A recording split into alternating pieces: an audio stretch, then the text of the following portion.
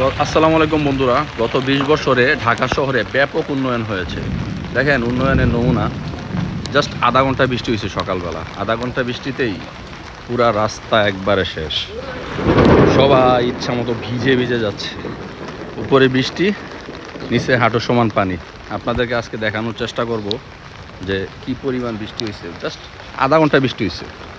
আধা ঘন্টার বৃষ্টিতে ঢাকা শহর একবার টোটালি শেষ। এই যে দেখেন অবস্থা। অফিসগামী মানুষরা যারা জীবিকা নির্বাহের জন্য যাবে, আমার মতো মানুষ চাকরিজীবী, তারা অনেক কষ্টে পায়ে হেঁটে এভাবে যেতে হবে। কোনো রিক্সা নাই, যানবাহন নাই, কিছু নাই, কিছু করারও নাই। কারণ আমরা মধ্যবিত্ত, নিম্ন মধ্যবিত্ত মানুষরা আসলেই অসহায়। আর যারা মনে করেন ঢাকা শহর অনেক উন্নয়নের সাগরে ভাসতেছেন, তাদের জন্য আজকের এই ভিডিওটা। এই চিত্র ঢাকা শহরের সব জায়গায় একই চিত্র। কি চমৎকার না? খুব ফুটফুটে সুন্দর। উপরে বৃষ্টি আর নিচে আবার সামনে কিন্তু অনেক ম্যানহোলের ঢাকনাও নাই, সেগুলোও চুরি করে নিয়ে গেছে। এলাকার শেষরা চোর আছে, আর এগুলোও চুরি করে নিয়ে গেছে। এখন যে মাঝখান দিয়ে হাঁটতেও ভয় লাগে, কারণ মাঝখান দিয়া অনেক ম্যানহোলের ঢাকনাও নাই। এই হচ্ছে আমাদের ঢাকা শহর। একটা শনিরাখার একটা রাস্তা। আমরা শনিরাখার দিকে যাচ্ছি, বৃষ্টিতে ভিজে ভিজে যাচ্ছি,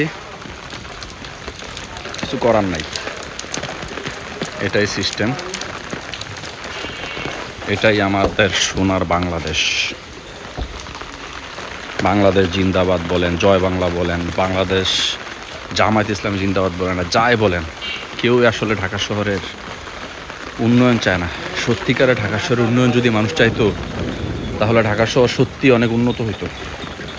সবাই আছে পেট নীতিতে ব্যস্ত, কেউ আমাদেরকে নিয়ে ভাবে না, সাধারণ মানুষকে নিয়ে কেউ ভাবে না। যদি সাধারণ মানুষকে নিয়ে ভাবতো, তাহলে হাজার হাজার লক্ষ লক্ষ কোটি ডলার বিদেশে পাচার করতো না।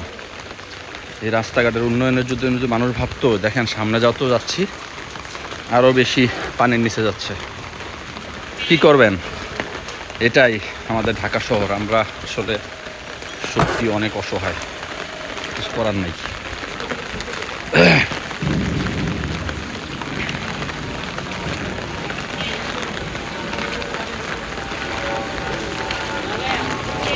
এই আমাদের যে চাহিদা, জনগণের চাহিদা কি একটা ন্যূনতম নিরাপত্তা।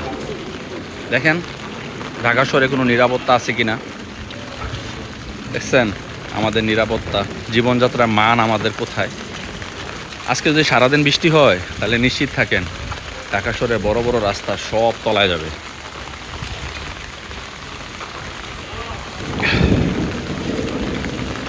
এভাবে হেঁটে হেঁটে যুদ্ধ করে আমাদের মতো সংগ্রামী মানুষরা বাংলাদেশকে টিকিয়ে রেখেছে। আমাদের হাত ধরে অর্থনৈতিক চালিকা শক্তি এগিয়ে যাচ্ছে। দেখেন অবস্থা। আজকে সারাদিন বৃষ্টি হইলে, বৃষ্টি অবশ্যই রহমত। দেখেন এই বৃষ্টির জন্য কিছুদিন আগে আমরা কত আল্লাহর কাছে দোয়া করছি, আবার সেই বৃষ্টিও এখন আমাদের জন্য অভিশাপে পরিণত হয়েছে।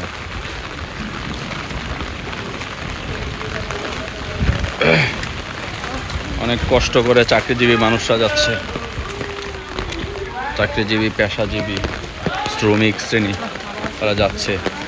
না গেলে বেতন কাটা যাবে, হাজিরা ম্যানেজ হয়ে যাবে, তাই বাধ্য হয়ে যাচ্ছে, কিছু করার নাই।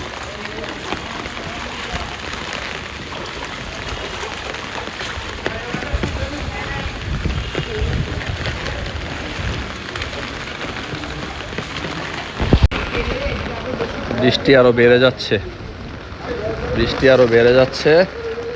সামনে হয়তো নালা খোলাও থাকতে পারে, বন্ধ থাকতে পারে, এজন্য সাইডে হাসতে হচ্ছে।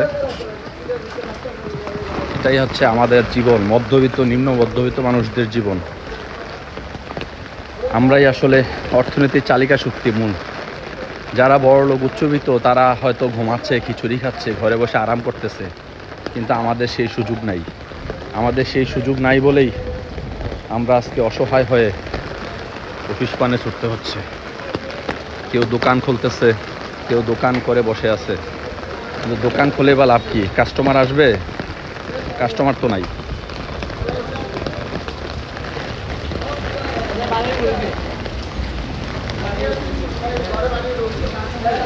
হাজার হাজার পোস্টার ব্যানার দেখবেন রাস্তাঘাটে, অমুক নেতা, অমুক সভাপতি, অমুক এই কমিশনার পদে, কাউন্সিলর পদে দাঁড়াবে, শুভেচ্ছা, ঈদের শুভেচ্ছা, নববর্ষের শুভেচ্ছা।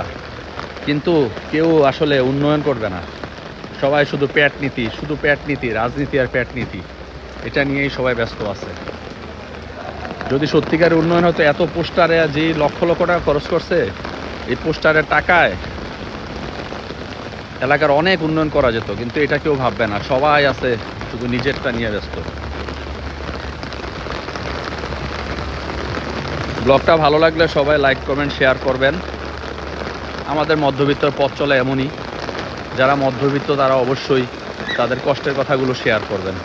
ধন্যবাদ সবাইকে। আসসালামু আলাইকুম রহমতুল্লাহ ওয়া বারাকাতুহু।